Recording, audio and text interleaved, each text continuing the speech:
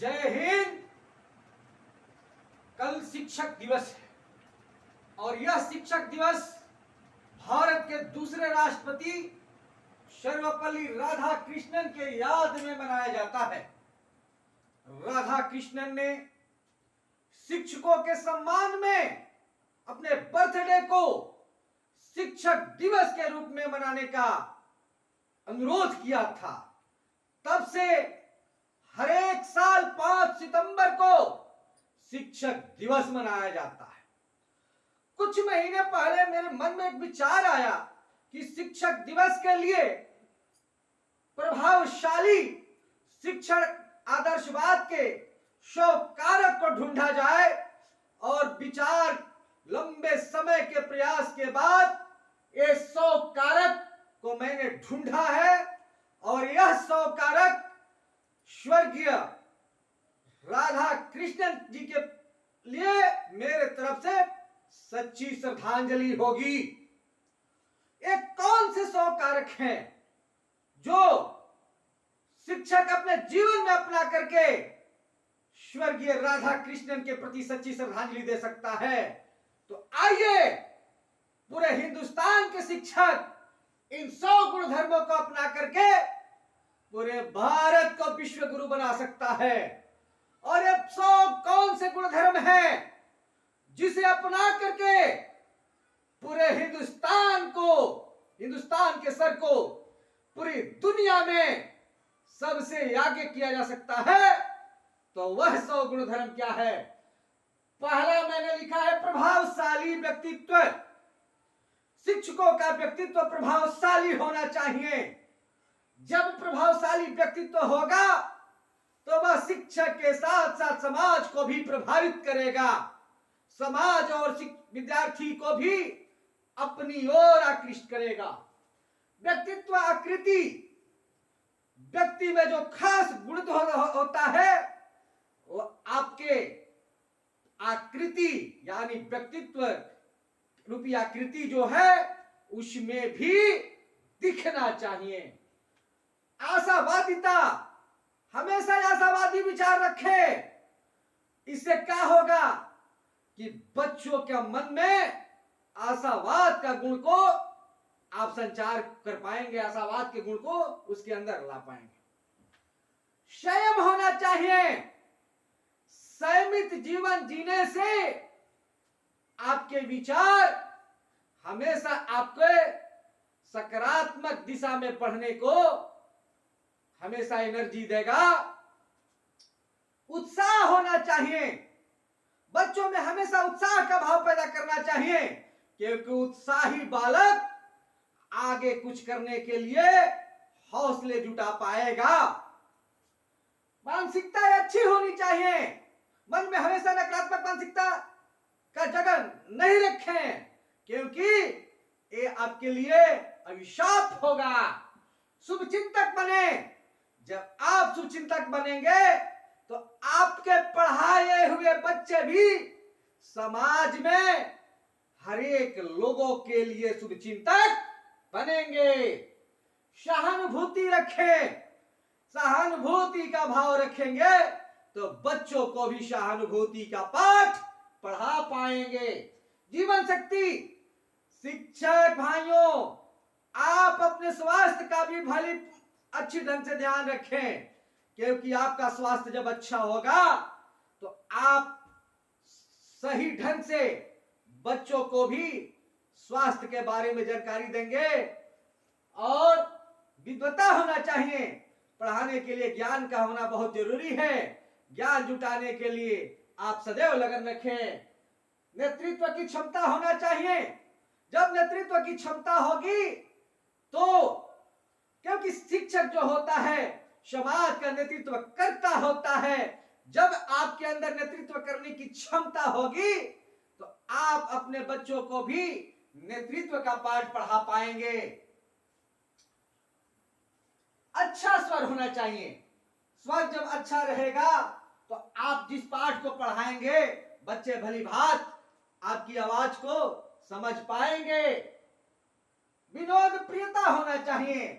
पढ़ाई में बीच बीच में चुटकुले, कहानियों, कविताओं से पाठ को और भी रोचक बनाया जा सकता है।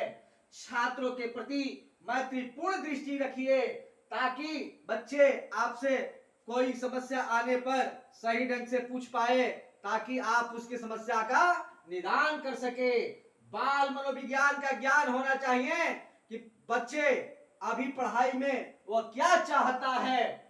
सत्य बोलिए, शिक्षक सदैव सत्य बोले, क्योंकि सत्यमेव जयते, यानी सत्य की विजय सदैव होती है। ईमानदारी, देखिए आप ईमानदार बनेंगे तो पूरे सिस्टम को ईमानदार बना देंगे। भारत के सारे शिक्षक ईमानदार हो जाएं तो भारत का हर व्यवस्था ईमानदार होगा, क्योंकि शिक्षकों के पढ़ाए गए बच्चे ही डॉक्टर, इंजीनियर और आईएएस बनते हैं। तो आप स्वयं ईमानदार बनेंगे तो हर एक विद्यार्थी ईमानदार होगा। आत्मविश्वास ऊंचा बनाए रखें ताकि हर बच्चे का आत्मविश्वास ऊंचा हो जाए। पाखंड से कोसों दूर रहिए ताकि कोई बच्चा पखंडी नहीं हो पाए। अनुशासन प्रिय रहिए, क्योंकि अनुशासन प्रिय बनेंगे तो भारत का हर एक बच्चा अनुशासन प्रिय होगा। ईर्ष्या मुक्त रहिए ताकि भारत के हर एक बच्चा ईर्ष्या से कोसों दूर हो जाए। समाज सुधारक बनिए ताकि भारत का हर बच्चा राजा राम मोहन राय जैसा बन पाए। समस्या निवारक बनिए ताकि हर बच्चे अपने समस्या का निवारण करने में हौसला बुलंद रख पाए। न्याय प्रिय बनिए, समाज में हर बच्चे के साथ न्याय की भावना रखिए, यानी सबको न्याय का मतलब क्या होता है, जोड़ने का कार्य, किसी के साथ भेदभाव मत करें। राजनीतिक समझदारी होना चाहिए, इससे नीतियां मजबूत होगी और देश को आगे बढ़ाने में भी सहायक होगी। लेकिन आप किसी पावर पार्टी का झंडा मत बुलंद कीजिए, इससे क्या होगा कि आप बच्चों को सही मार्ग पर नहीं ला सकते हैं। राजनीतिक दलों से दूर रहिए, क्योंकि आपको राजनीति की समझदारी बच्चों में विकसित करनी है, किसी पावर पार्टी के चक्कर में नहीं रहनी है। समाज सेवा भाव को विकसित कीजिए, क्योंकि बच्चे ही समाज को आगे बढ़ाने में, समाज में सेवा भाव को आगे बढ़ाने में सहायक सिद्ध हो सकते हैं। अतः छोटे ही अवस्था में उसे सामाजिक पाठ को भी पढ़ाइए, स्वाभिमानी बनाइए, ताकि बच्चे अपने गुणता को खास विकसित कर सके और अपने आप पर गर्व कर सके। लेकिन अहंकारी बच्चे मत बने। पाठ के प्रति अच्छी कल्पना रखिए, क्योंकि आप पाठ के प्रति अच्छी कल्पना रखेंगे तो क्लास में बच्चों को सही ढंग से पढ़ाइएगा। रचनात्मक कला में माहिर होइए, इससे रचना का विकास होगा। दृढ़ इच्छा शक्ति होना, क्योंकि किसी भी कार्य को करने के लिए दृढ़ इच्छा शक्ति का होना बेहद जरूरी है। इसीलिए विलिंग पावर को मजबूत करने के लिए इसका होना बहुत जरूरी है। आध्यात्मिक गुण होना चाहिए, सोल ऑफ माइंड, परोपकार की भावना होना चाहिए, विद्या ज्ञान होना चाहिए, ताकि गरीब बच्चे भी पैसा के अभाव में जो ट्यूशन नहीं पढ़ पाते हैं उन्हें भी शिक्षा मिल पाए। विद्यादान वसुधैव कुटुंबकम सिद्धांत, क्योंकि भारत का शुरू से ही वसुधैव कुटुंबकम की नीति रही है। अतः बच्चों में वसुधैव कुटुंबकम का सिद्धांत को भी अमली जामा पहनाना चाहिए। दार्शनिक गुण होना चाहिए, कर्तव्य प्राण होना चाहिए, प्रकृति प्रेमी होना चाहिए, ताकि बच्चे भी पानी से, वनों से, पहाड़ों से प्रेम रखें। प्रकृति प्रेमी, शिक्षा प्रेमी होना चाहिए, क्योंकि शिक्षा जीवन जीने की कला सिखाता है और आप अच्छे कलाकार होंगे तो बच्चे भी अच्छा कलाकार बनेंगे। योग में आस्था रखना चाहिए। समसामयिक ज्ञान का जरूरत है, क्योंकि समसामयिक ज्ञान रहेगा तो आप देशी दुनिया के तत्काल जो घटित घटनाओं को बच्चों को आप ज्ञान सिखा पाएंगे। देश प्रेमी, विवेकशील, नैतिकता, संकल्प, मोटिवेट, धैर्य, सुलेख, शिष्टाचार, सुउद्देश्य, इन कलाओं में भी बच्चे को माहिर बनाइए। अभिनय कला, अभिनय कला देखते हैं कभी कभी बच्चे क्या होते हैं कि वो पाठ के मैसेज को सही ढंग से नहीं समझ पाते हैं, लेकिन आप अभिनय कला के बदौलत रोचकता पैदा करके बच्चे को आप सही पाठ समझा सकते हैं। चरित्र, क्योंकि चरित्र सबसे उत्तम होना चाहिए, क्योंकि चरित्र बिगड़ जाता है तो दुनिया का सारा धन भी जब आपके पास हो तो आपका पतन हो जाएगा, क्योंकि चरित्र को बचाकर रखना बहुत जरूरी है। चिंतक होना चाहिए ताकि समाज की समस्याओं को भी चिंतन कर सके। विचारक अच्छा होना चाहिए ताकि कोई फैसला लेने से पहले विचार कर सके। अच्छा साधक होना चाहिए। मर्यादा पुरुषोत्तम राम जिस तरह से मर्यादा गुणधर्मों से जुड़े रहे, मर्यादा गुणधर्मों से जुड़े रहे, तो मर्यादा का नतीजा क्या रहा कि वे इस दुनिया में भगवान कहलाए। अतः मर्यादा में रहना चाहिए। तप, शैक्षणिक रूप से तप करते रहना चाहिए। चेष्टा, चेष्टा का मतलब प्रयत्न करना, कोशिश करना, तो हमेशा सदैव चेष्टा अच्छी होनी चाहिए। एकाग्रता, एकाग्रता यानी किसी भी पाठ की समझदारी के लिए एकाग्र होना बहुत जरूरी है। नींद श्वान की तरह होना चाहिए। जब यह कहा गया है बच्चों की नींद श्वान की तरह होनी चाहिए, तो शिक्षकों का भी नींद तो श्वान की तरह होना चाहिए, क्योंकि शिक्षक भी वरिष्ठ विद्यार्थी होता है।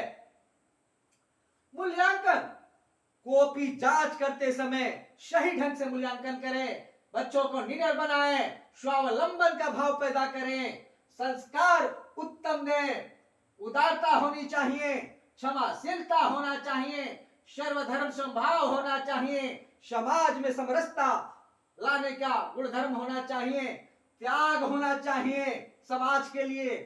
बच्चों को लालच मुक्त बनाइए, क्योंकि लालच बुरी बलाय होता है। अल्पाहार, क्योंकि आप ज्यादा आहार खाएंगे तो स्कूल में सो जाइएगा तब पढ़ाइएगा का। शील, स्वच्छता, बच्चों में स्वच्छता का पाठ पढ़ाइए, बच्चों को स्वच्छता का पाठ पढ़ाइए। सद्गुण विकसित कीजिए, अच्छा गुण पूर्वाग्रह से मुक्त बनाइए। साहित्य, संगीत, कला, इन गुण धर्मों का भी विकास कीजिए। विज्ञान की समझ होना चाहिए ताकि बच्चे पाखंड में मत फंसे। अप्रिग्रही, ज्ञान मार्ग, उपासना, भक्ति, निष्काम, कर्मयोग, क्योंकि कर्म की उत्पत्ति हो जाती है तो व्यक्ति को जीवन में सफल होने से कोई रोक नहीं सकता है। जागरूकता, यानी आप जागरूक बने तब बच्चों को भी जागरूक बना सकते हैं। कुंठा मन में नहीं होना चाहिए, परिश्रमी बने, पुरुषार्थ का भाव होना चाहिए। सांस्कृतिक, यानी जिससे संस्कार पैदा होता है, संस्कृति विज्ञान होना चाहिए। तार्किक क्षमता, जब आप किसी भी समस्या का तार्किक ढंग से निदान कर पाएंगे तो बच्चे में भी तार्किक क्षमता का विकास होगा। संप्रेषण, आप एक ओजस्वी पूर्ण वक्ता बने जिससे बच्चे आपकी तरफ आकृष्ट हो। कुशल वक्ता हो, क्योंकि कुशल वक्ता जो होता है उसका संप्रेषण भी अच्छा हो जाता है। समय का सदुपयोग करे, हर एक क्षण का इस्तेमाल सही ढंग से करे, क्योंकि हर हर बूंदे पानी से सागर भर जाता है। तो समय का सदुपयोग जो करेगा वो जीवन में सदैव सफल होगा। आत्मनिर्भरता का मंत्र भी बच्चों को पढ़ाइए। वाक पटुता होना चाहिए, हाजिर जवाबी होंगे तो बीरबल की तरह बच्चे बनेंगे। विनम्रता, क्योंकि सभी गुणों का आधारशिला विनम्रता होता है। यदि आपके पास अन्य गुण धर्म नहीं भी है, विनम्रता है, तो सारे गुण धर्म को आपके पास आ जाएंगे। सादगी होना चाहिए, महात्मा गांधी की तरह। जिज्ञासु, यानी जो ज्ञान नहीं है उसकी जानने के लिए भी आप इच्छुक बने रहें। उत्तम कार्य करें, क्योंकि काम हमेशा उत्तम होना चाहिए और व्यवहार भी उत्तम होना चाहिए। आप इन 100 गुण धर्मों को अपना करके भारत को सशक्त बना सकते हैं। जय हिंद।